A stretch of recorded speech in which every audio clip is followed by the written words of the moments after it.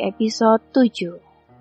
Setelah mandi bersama, Axel dan Ellie sudah bergelung di dalam selimut yang hangat.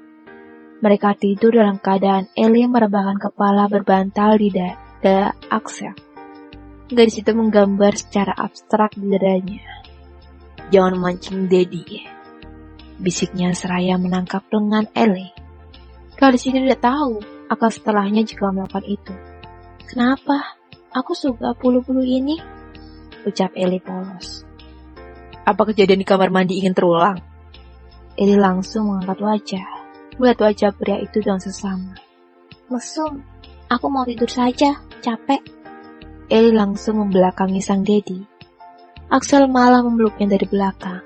"Daddy," panggil Ellie. Jawabnya. "Apa Daddy mencintaiku?" Ellie menunggu sebuah jawaban yang jujur. "Tidurlah," katanya ngantuk.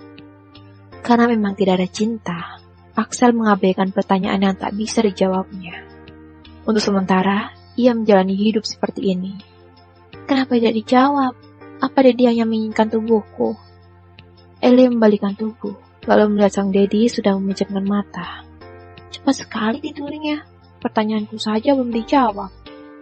Ellie mengerucutkan bibir lalu ikut tidur. Sementara Axel, ia hanya berpura-pura tidur karena menghindari pertanyaan itu. Sampai pada akhirnya mereka tidur dengan nyenyak. Carla sudah berkecimpung di dapur seperti biasa. Pagi ini belum melihat penampakan si pemilik rumah. Axel maupun Ellie belum bangun. "Apa non Ellie tidak sekolah? Terus Tuan Axel juga tumben sekali belum bangun?"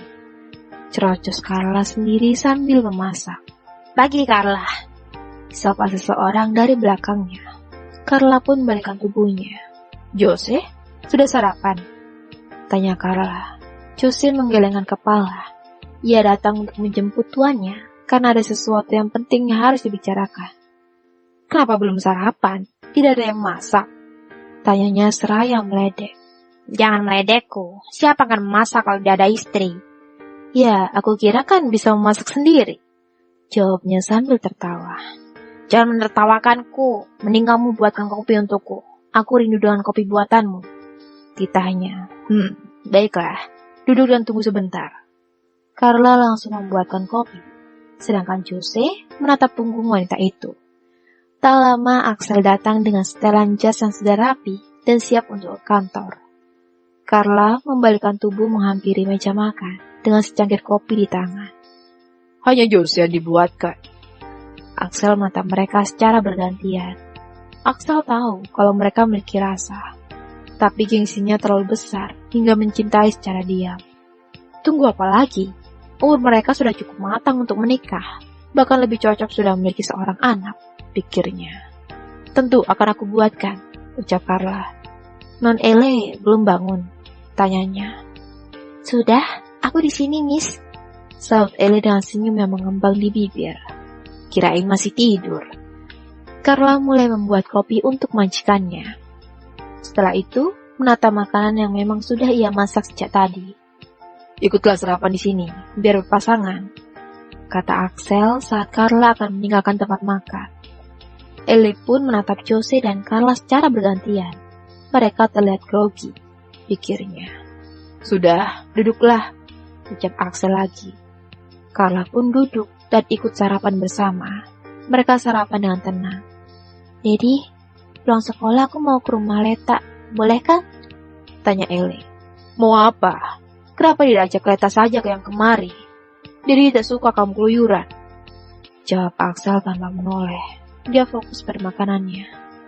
"Saat Daddy tidak ada, aku sering ke rumahnya. Janji tidak akan kemana-mana. Aku hanya rindu pada Oma Yasmin, omanya Leta. Aku mau menjenguknya, katanya dia sedang sakit," jelas Ellie. "Daddy tidak terima alasan," bentaknya. Carla langsung mengusap bahu Ellie, menenangkan perasaan gadis itu. Ellie melihat Axel tanpa berkedip, matanya memerah karena sedih. Ia menganggap Yasmin bagian keluarganya, karena tidak ada yang dekatnya selain Leta. Semua teman-teman Ellie menganggapnya aneh. Hidup tanpa orang tua menjadikannya sebuah ejekan. "Jose, kita berangkat sekarang," ajak Axel. bahkan tak menoleh sedikit pun pada Ellie. Ellie yang kecewa langsung beranjak dari tempatnya, meraih tas lalu pergi. Kamu udah berangkat dengan Daddy? Tanya Axel sedikit berteriak, karena Ellie sudah jauh. Gadis itu tak menjawab karena kesal. Seharusnya jangan melarangnya. Biarkan saja dia pergi ke rumah temannya, kata Jose. Jangan terlalu mengekang. Dia pasti kecewa padamu, Tuan. Lihat, Non Ellie tidak ada, kata Jose. Sudah berangkat dengan sopir mungkin, jawab Axel. Sudah, biarkan saja. Cueknya, Axel masuk ke dalam mobil. Setidaknya jaga perasaan Nona El, pakai perasaan, Tuan. Tidak mudah menghadapi gadis di usianya. Jangan menasihatiku. Ellie pasti tunduk padaku, ucapnya tanpa ragu. Jose hanya menghela napas sambil menggelengkan kepala, lalu menghidupkan mesin mobil dan segera berangkat. Kita mau kemana? Tanya Axel saat melihat arah jalan yang bukan menuju kantor. Kita akan menemui seseorang, jawab Jose. Siapa? Axel memegang dagu seraya berpikir. Nanti juga tahu. Hingga sampailah mereka di sebuah gedung tinggi. Jose sudah berhasil membawa Lori dari jeratan Leo. Selamat datang, Tuan, sapa Lori. Axel menurunkan kening karena bingung.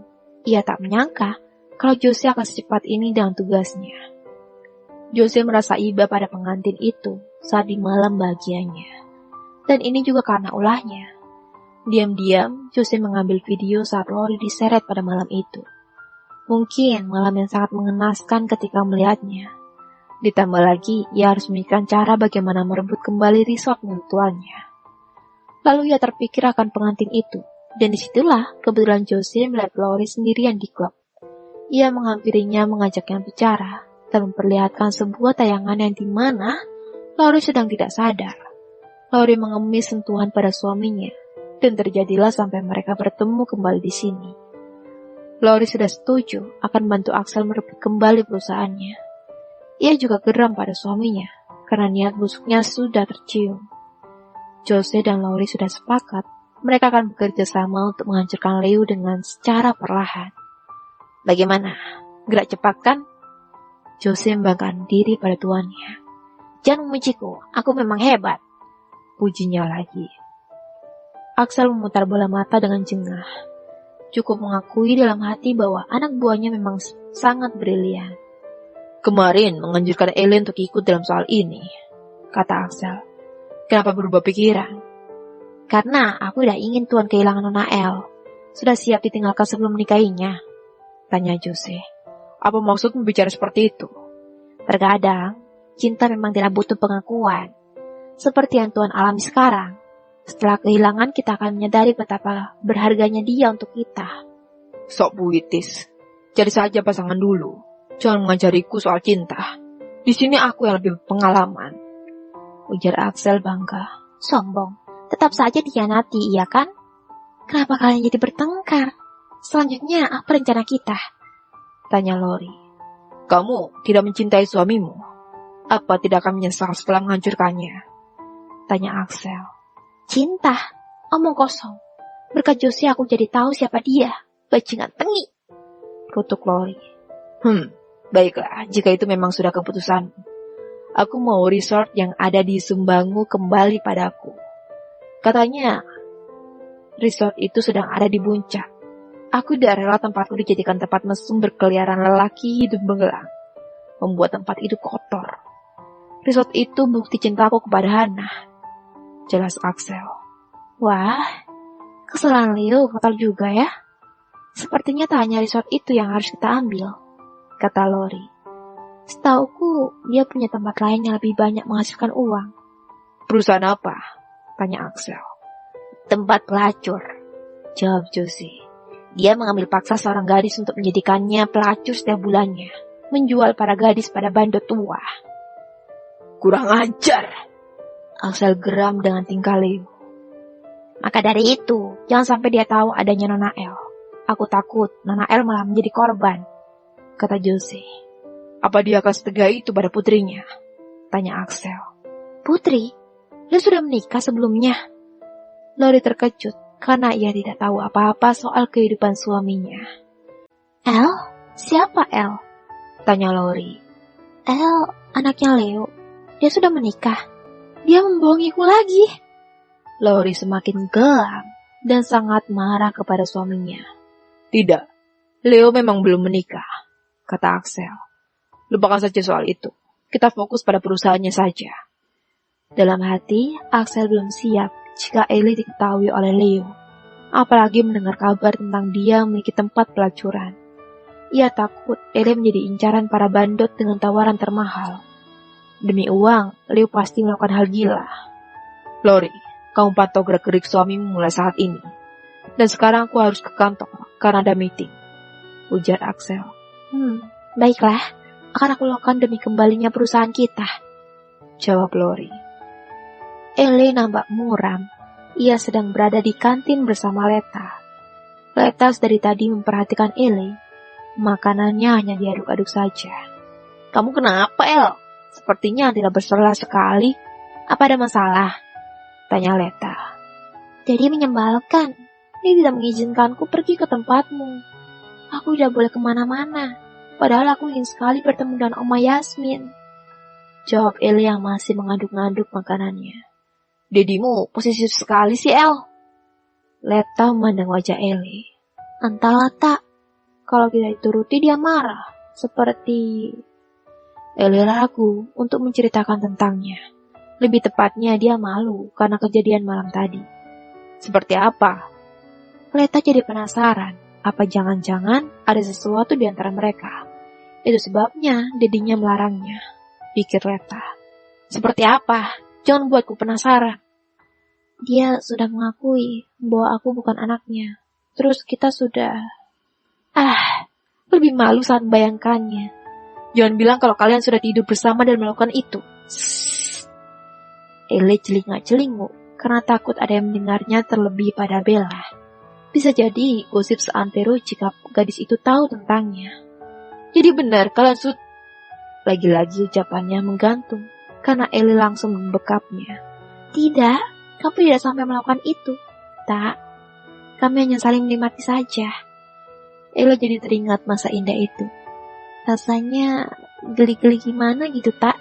Tapi enak, jujur Ellie. Emang enak kok, kamu aja baru tahu. Leta langsung membekap mulutnya sendiri. Ia keceplosan. Enak? Kamu tahu rasanya? Wah, ini lebih mengejutkan. Jangan bilang kalau kamu sudah melakukannya. Dengan siapa? Ayo ngaku padaku, desak Ellie. Ujung-ujungnya, Leta jadi kepancing dan percakapan mereka. Pasalnya, Leta gadis yang cukup pendiam. Bahkan Ellie tak pernah melihatnya bersama seorang lelaki. Lalu, dengan siapa gadis itu melakukannya? Ayo jawab, kamu mau ngelakuin itu dengan siapa? Kamu sudah ditanya virgin ya?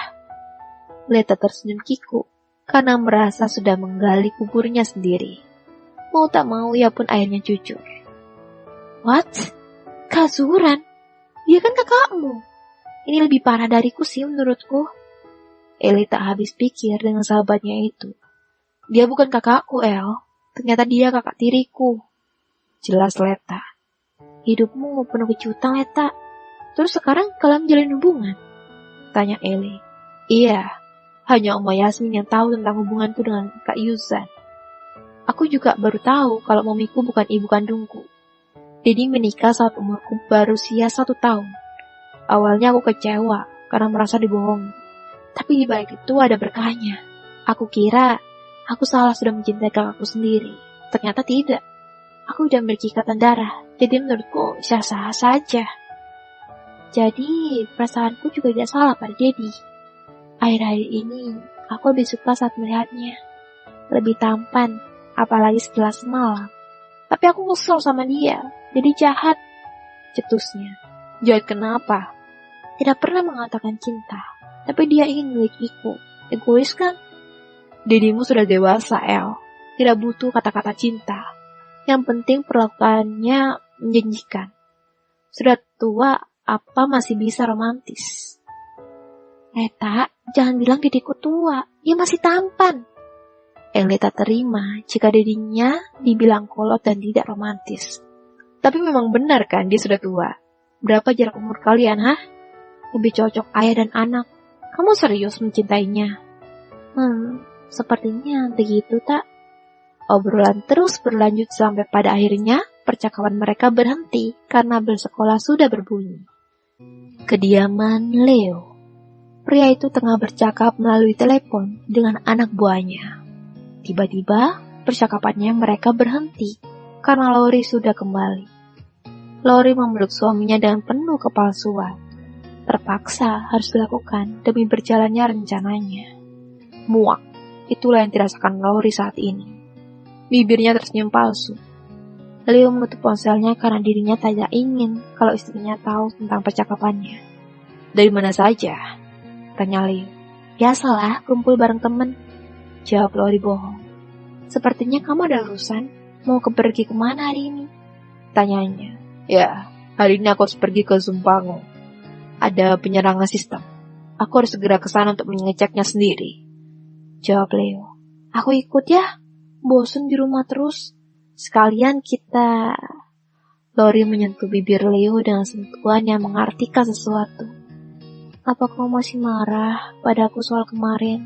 Kamu kan tahu, ada orang yang berniat jahat padaku. Aku tidak mungkin mengkhianati pernikahan kita. Kamu tahu kalau aku sangat mencintaimu. Rasanya Lori ingin muntah saat mengucapkan kata-kata manis itu pada suaminya. Baiklah. Tapi jangan menggangguku jika sedang bekerja. Kamu mulai mengeluh karena fasilitas internet terganggu. Ada kebocoran password sampai terjadi error di sana. Sudah ada beberapa orang yang mengecek, tapi belum ada titik terang. Aku harus segera ke sana. Jelas Leo. Iya, aku janji tidak akan mengganggu. Di tempat lain. Tuan, Lori baru saja menghubungiku. Katanya Leo akan ke Sumpang sekarang juga. Dan Lori akan mengambil beberapa berkas penting di sana. Aku rasa nama kepemilikan resort itu masih atas nama Hana. Tidak bisa dipindah tangankan begitu saja tanpa persetujuan yang jelas. Apalagi pemilik baru sudah meninggal.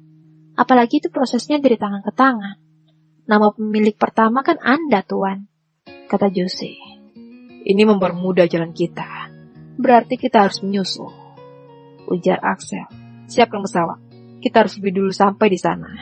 Baik. Bersambung.